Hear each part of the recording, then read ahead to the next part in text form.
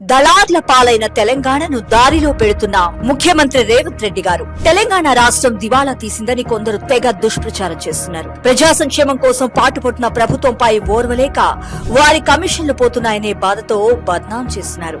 వాస్తవానికి 2023 ఎన్నికలకు 9 నెలల ముందే రాష్ట్ర ఆర్థిక పరిస్థితి కుదేలైంది. అప్పట్లోనే నిధుల కొరత కొట్టొచ్చినట్టు కనపడింది. కానీ వ్యవస్థలు మేనేజ్ చేసి కేసీఆర్ అప్పట్లో మోసం చేసిండు. పీఎఫ్, పెన్షన్, నెల జీతాలు ఇచ్చే స్థితిలో లేనందున ప్రభుత్వ ఉద్యోగుల పదవీ విరమణ వయస్సు పెంచి మభ్యపెట్టాడు. అంతేకాకుండా ఉద్యోగాలిస్తే జీతాలు ఇవ్వాల్సి వస్తుందని ఇంటికొక ఉద్యోగం అన్న హామీని అడ్డంగా తుంగలోకి తొక్కాడు. అలాగే ప్రతి నోటిఫికేషన్ కి కోర్టు గుమ్మాన్ని ఎక్కించాడు. అంతెందుకు, ప్రభుత్వ ఉద్యోగులతో బీఆర్ఎస్ ఆడిన ఆట తెలంగాణ ప్రజలు ఎవ్వరూ మర్చిపోరు. సమ్మె చేస్తే డిస్మిస్ అని బెదిరించిన గొప్ప చరిత్ర గత ప్రభుత్వాన్ని. 80,000 పుస్తకాలు చదివిన మహామేధావి అని చెప్పుకునే ఒక అవకాశవాది అయిన కేసీఆర్